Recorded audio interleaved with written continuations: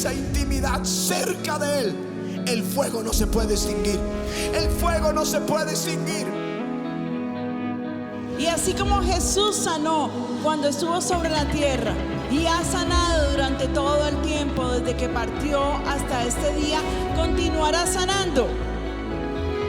Y yo te digo, si caminas con el Espíritu, oigan lo que el Espíritu Santo dice: haré maravillas que no han sido hechas en toda la tierra.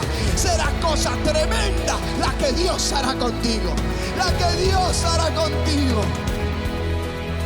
Quiero decirte, el Dios que está sobre tu vida es un Dios para el cual los imposibles no existen. No hay nada imposible para Dios. No hay nada imposible para Dios. No con ejército ni con fuerza, sino con mi espíritu, ha dicho Jehová de los ejércitos.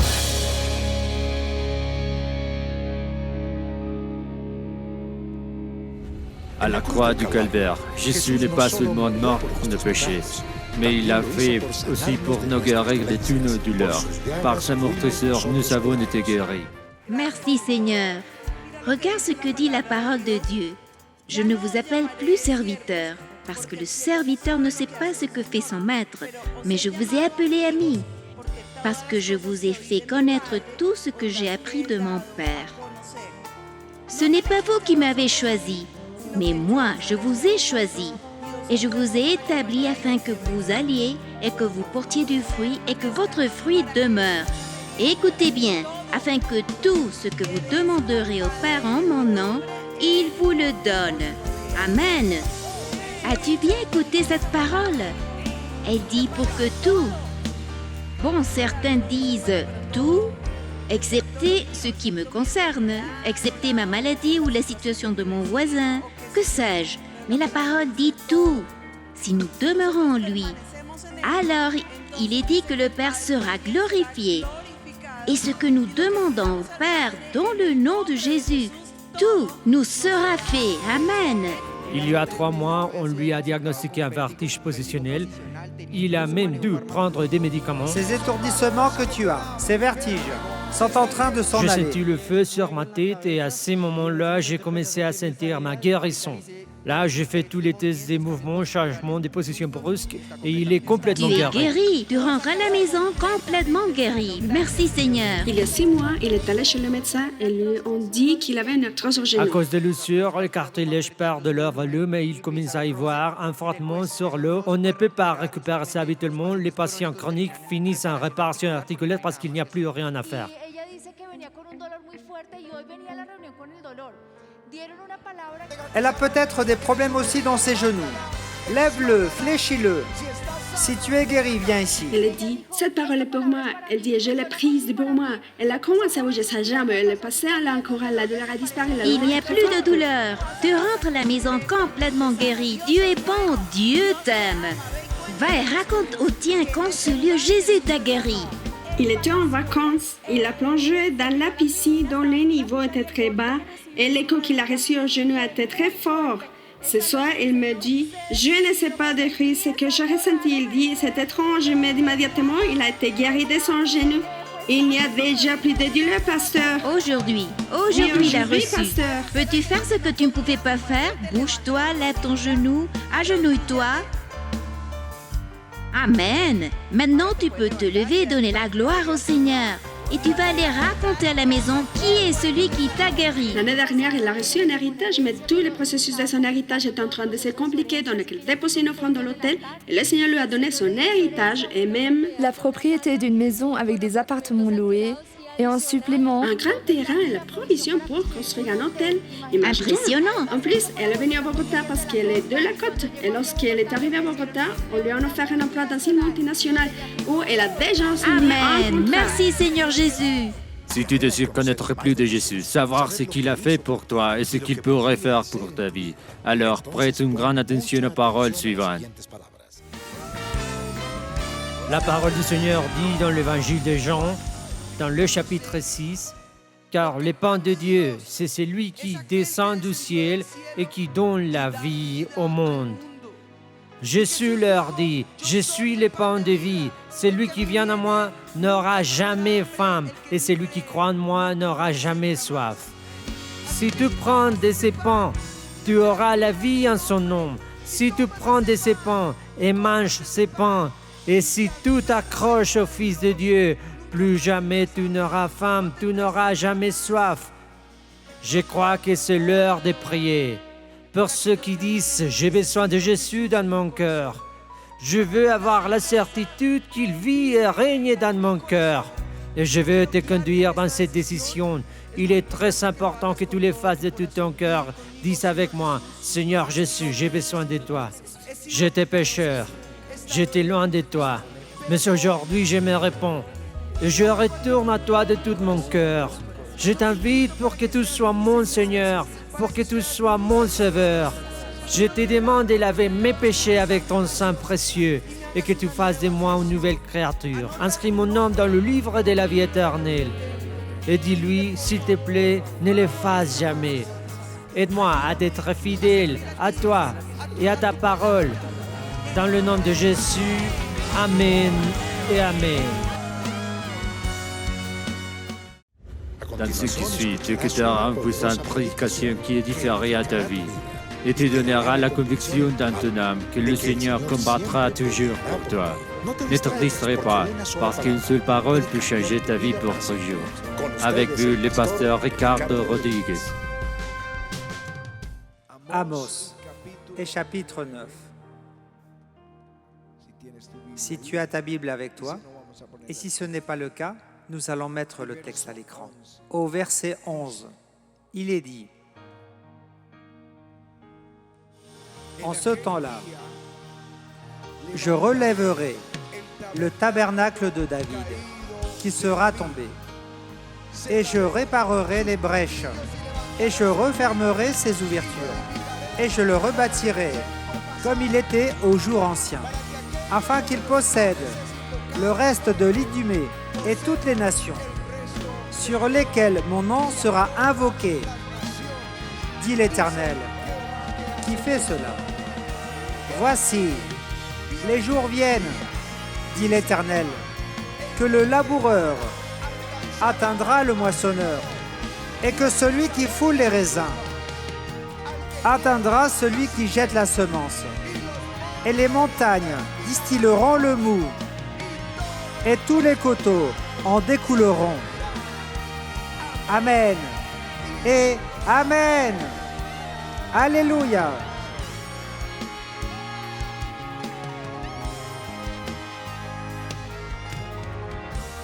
Et la promesse commence avec la restauration du tabernacle tombé de David. Il sera rebâti comme il était autrefois. Que signifie tabernacle tombé de David? Laissez-moi vous raconter brièvement son histoire. Quand Israël sort d'Égypte et qu'il sort dans le désert, le Seigneur demande à Moïse de lui faire un tabernacle. Il lui montre en vision et il loin des personnes et leur donne l'Esprit de Dieu pour construire ce tabernacle. Et quand il est construit, la gloire de Dieu vient sur le tabernacle. Et ce tabernacle fut transporté dans le désert pendant 40 ans. Lorsqu'Israël arrive en terre promise et passe le Jourdain, le tabernacle est là, où ils sont, à Gilgal, et la conquête de la terre commence. Ensuite, le tabernacle est déposé à Silo. Je ne sais plus à présent, je ne me souviens plus trop exactement la géographie d'Israël, mais du coup l'ambassadeur pourrait me le confirmer. Mais Silo est au centre du pays. En tout cas, j'étais à cet endroit, exactement à l'endroit où ils avaient déposé l'arche. L'arche où la gloire de Dieu descendait. Car c'est glorieux. Maintenant, il est dans mon cœur. Il est dans le tien. Et depuis Silo, on peut voir les montagnes et le pays. C'est le lieu où ils venaient de toutes les tribus d'Israël pour adorer Dieu pendant 369 ans, jusqu'au jour où les Philistins firent la guerre à Israël, qui s'étant éloigné de Dieu, perdit l'arche, et elle fut emmenée sur la terre des Philistins. Mais les dieux philistins, leurs statues, se prosternèrent devant l'arche. Et le Seigneur envoya un châtiment, et eux la transportaient de ville en ville. Il y avait des morts et des plaies. L'arche est restée pendant 7 mois sur la terre des Philistins, et ils furent contraints de la renvoyer. Et ceux de Beth-Shemesh la reçurent. Et là moururent 50 000 personnes, parce qu'ils avaient regardé l'intérieur de l'arche. Pour finir, l'arche finit à Gabaon, le tabernacle à Gabaon, l'arche dans la maison d'Abinadad. Voilà l'histoire. Quand arrive le temps des rois, quand David est roi, il propose d'amener l'arche dans sa ville. Et il amène les sacrificateurs, il amène les musiciens qui jouent de la trompette, les instruments pour la louange. Et tous commencent à louer Dieu avec joie. Et il y avait des danses, et il y avait des instruments, il y avait des chanteurs, et il y avait de la joie parmi les nations portant l'arche de Dieu dans la ville de Jérusalem. Ce fut une fête extraordinaire dans le Seigneur. Il y avait donc 2 tabernacles. Un tabernacle à Gabaon et un autre à Jérusalem. Une tente provisoire réalisée par David avant de construire le temple. À Gabaon se faisaient les sacrifices. On offrait les agneaux. On adorait avec l'encens. À Gabaon, il y avait des rituels. Mais à Jérusalem, il y avait une fête de louange pour le Seigneur. Alléluia! À Gabaon, il y avait des sacrifices. À Jérusalem, il y avait de la joie et de la louange. Et la promesse de Dieu au travers d'Amos est « Je relèverai le tabernacle de David qui sera tombé, comme il était au jour ancien. » Alléluia! Il ne dit pas « Je relèverai le tabernacle de Moïse », les sacrifices, le sang de l'agneau et les rituels. Mais il dit, je relèverai le tabernacle de David qui sera tombé, celui de la louange, celui de la musique, celui de la joie, celui des applaudissements au roi de gloire. Un tabernacle avec une adoration prophétique. Alors qu'à Gabaon, il y avait de l'adoration sans la présence de Dieu. À Jérusalem, était la gloire de Dieu. C'est pourquoi le psalmiste dit, il abandonna la demeure de Silo, la tente où il habitait parmi les hommes. Il préféra la tribu de Juda, la montagne de Sion, qu'il aimait. Il aime la louange. Dieu aime la joie. Dieu aime la danse. Dieu aime l'adoration. Dieu cherche des adorateurs. Et il relèvera ce tabernacle tombé de David. Dans chaque réveil de la Bible et dans chaque réveil de l'histoire, l'adoration et la louange ont un rôle primordial. Lorsque Salomon construit le temple, le jour de l'inauguration, il dit, lorsqu'il eut achevé de prier, le feu descendit du ciel et consuma l'holocauste et les sacrifices. Et la gloire de l'Éternel remplit la maison. Les sacrificateurs ne pouvaient entrer dans la maison de l'Éternel, car la gloire de l'Éternel remplissait la maison de l'Éternel. Alors ici, il est dit que tous se prosternèrent. Cela fait partie de l'adoration de David. l'adoration. Ils s'inclinèrent le visage contre terre sur le sol, se prosternèrent et louèrent l'Éternel en disant « Car il est bon, car sa miséricorde durera toujours. » Les sacrificateurs se tenaient à leur poste, et les Lévites aussi avec les instruments, faits en l'honneur de l'Éternel par le roi David, pour le chant des louanges de l'Éternel, car sa miséricorde durera toujours. Les sacrificateurs sonnaient des trompettes.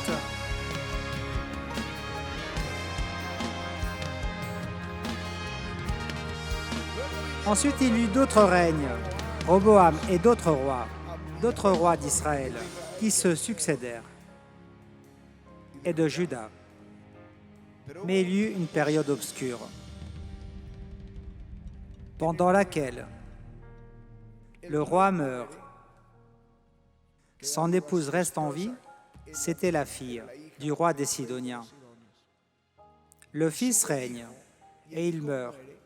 Et cette femme tue tous ses petits-fils pour s'approprier la royauté. Mais un enfant appelé Joas fut caché pendant 7 ans. Et ensuite il est présenté aux sacrificateurs. Il est présenté alors au peuple. Les gens se réjouissent. Et ils tuent la reine traîtresse, la reine tueuse. Et la première chose qu'ils font, c'est de restaurer à nouveau l'adoration à Dieu. Et la parole dit, il remit les fonctions entre les mains des sacrificateurs que David avait distribués dans la maison de l'Éternel pour qu'ils offrissent des holocaustes, comme il est écrit dans la loi de Moïse, au milieu des réjouissances et des chants, d'après les ordonnances de David. C'est-à-dire que cela a commencé, la nuit obscure est finie, et un réveil a commencé, et il commence avec l'adoration. Et je vous dis, cette nuit obscure est en train de finir. Cette nuit obscure est en train de finir. Et arrive le moment que le tabernacle tombé de David sera relevé. Il arrive la restauration de l'adoration et de la louange. Un réveil arrive. Alléluia. Quand?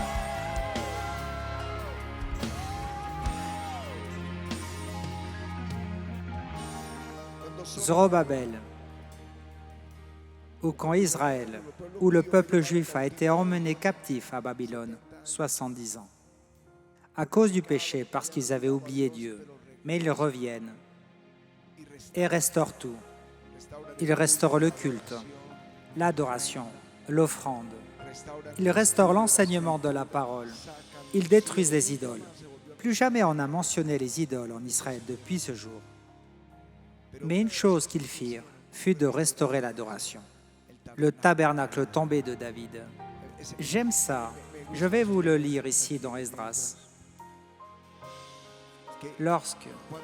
Lorsque les ouvriers du temple, parce qu'ils vinrent et restaurèrent les fondations du temple, posèrent les fondements, on fit assister les sacrificateurs en costume avec les trompettes et les Lévites, fils d'Asaph, avec les cymbales, afin qu'ils célébrassent l'Éternel, d'après les ordonnances de David, roi d'Israël. Ils chantaient, célébrant et louant l'Éternel par ses paroles. Car il est bon, car sa miséricorde pour Israël durera toujours. Et tout le peuple poussait de grands cris de joie, en célébrant l'Éternel, parce qu'on posait les fondements de la maison de l'Éternel. Et il est dit, mais plusieurs des sacrificateurs et des Lévites, et des chefs de famille âgés, qui avaient vu la première maison, pleuraient à grand bruit, pendant qu'on posait sous leurs yeux les fondements de cette maison. Beaucoup d'autres faisaient éclater leur joie par des cris. Mes frères, Dieu veut relever les fondations de sa maison. Et dans ces fondations, nous devons trouver l'adoration et la louange à notre Dieu. Alléluia. Les réveils sont toujours accompagnés d'adoration. Pendant la Réforme, Luther avait les chœurs, les hymnes de la Réforme. Au temps de John Wesley, il y avait une nouvelle adoration. Charles Wesley était leader de la louange. Et il apporta une nouvelle musique, une musique glorieuse et de louange à notre Dieu. Il y a 100 ans, au pays de Galles, dans le réveil gallois, les gens adoraient Dieu. Et à minuit, Quelquefois, on les croisait marchant et chantant le même hymne d'adoration et de louange, les mélodies d'un réveil. Et Dieu a fait une promesse. Je relèverai le tabernacle tombé de David et je le ferai comme il était dans ses débuts. Alléluia. Jésus dit, j'aime ce que le Seigneur dit à la Samaritaine. Femme, lui dit Jésus, crois-moi, l'heure vient où ce ne sera ni sur cette montagne, ni à Jérusalem, que vous adorerez le Père. Vous adorez ce que vous ne connaissez pas. Nous adorons ce que nous connaissons, car le salut vient des Juifs. Mais l'heure vient, et elle est déjà venue, où les vrais adorateurs adoreront le Père en esprit et en vérité. Car ce sont là les adorateurs que le Père demande. Dieu est esprit, et il faut que ceux qui l'adorent en esprit et en vérité. Je veux vous dire que dans cette louange, des cris de réjouissance, dans cette louange, il y avait des mains levées, il y avait des applaudissements, des cris comme des cris de guerre et de joie. Il y avait de la danse, sous l'influence, la parole Achilles, sous l'influence d'une émotion violente. Il tournait en tourbillonnant, il se déplaçait en forme de cercle, tapant des pieds, sautant follement avec joie.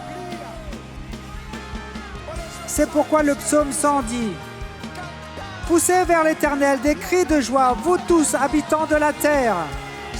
Servez l'Éternel avec joie, venez avec allégresse en sa présence. Alléluia !» Lorsque j'ai commencé, quand j'ai donné ma vie à Jésus, les gens avaient peur d'adorer. Ils sentaient que applaudir était comme un manque de respect. Mais ils ne connaissaient pas la parole. Cela fait partie de notre louange. David dansait en amenant l'arche. Sa femme le méprisa. Le roi d'Israël sautant et dansant. Et Dieu lui ferma les entrailles. Et elle ne put avoir d'enfant.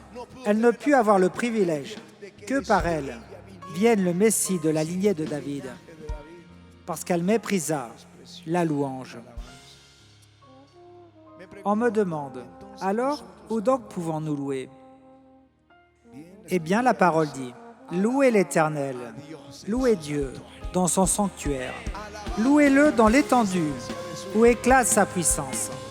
Dans le psaume 149, il est dit, louez l'Éternel, chantez à l'Éternel un cantique nouveau, chantez ses louanges dans l'assemblée des fidèles. C'est ici que nous louons. Il est dit aussi, chantez sur votre lit. Même dans notre maison, nous louons. L'apôtre Paul dit, ne vous enivrez pas de vin, c'est de la débauche. Soyez au contraire remplis de l'esprit. Entretenez-vous par des psaumes, par des hymnes et par des cantiques spirituels, chantant et célébrant de tout notre cœur les louanges du Seigneur. Alléluia!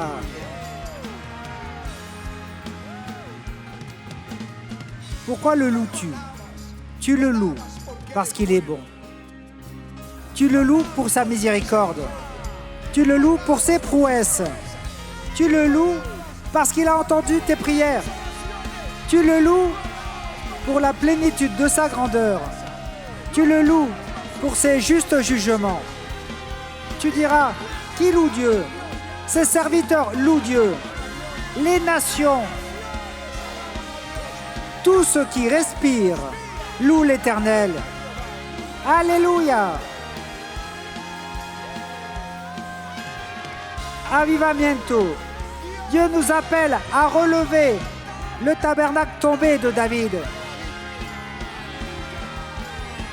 Dieu veut un tabernacle de réveil.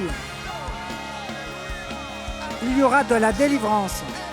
Il va nous entourer de cantiques de délivrance. Il te donnera la victoire sur tes ennemis dans la louange. Il y aura le salut. Quand Paul était en prison, il louait Dieu. Et il y eut un tremblement de terre, et le geôlier et sa famille se convertirent. Alléluia! Et vient la promesse du prophète Jérémie. Car l'Éternel rachète Jacob. Il le délivre de la main d'un plus fort que lui. Ils viendront et pousseront des cris de joie. Je l'ai vu sur les hauteurs de Sion. Ils accourront vers les biens de l'Éternel. Le blé, le mou, l'huile, les brebis et les bœufs. Leur âme sera comme un jardin arrosé. Ils ne seront plus dans la souffrance. Alors les jeunes filles se réjouiront à la danse. Les jeunes hommes et les vieillards se réjouiront aussi. Je changerai leur deuil en allégresse et je les consolerai. Je leur donnerai de la joie après leur chagrin. Alléluia, alléluia, alléluia. Si tu me demandes quel est ce temps, c'est le temps de la louange et de l'adoration, de relever le tabernacle tombé de David. Allez, dis-le avec moi. C'est le temps de le louer. C'est le temps du réveil. C'est le temps de restaurer l'adoration à la maison.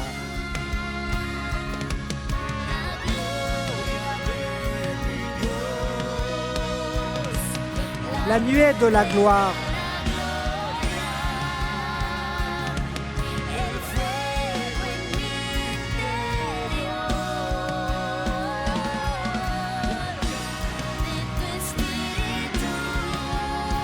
La gloire de mon Dieu. La nuée de la gloire. Passion pour mon Dieu.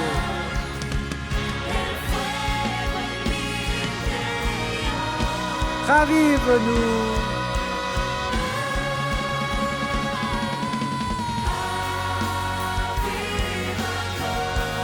Ravive-nous.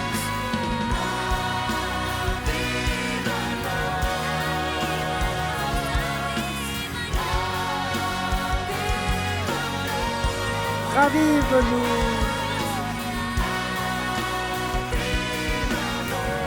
Dis-le avec moi.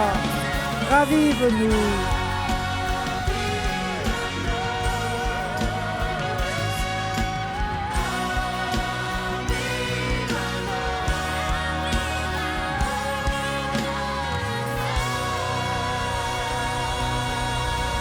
Alléluia.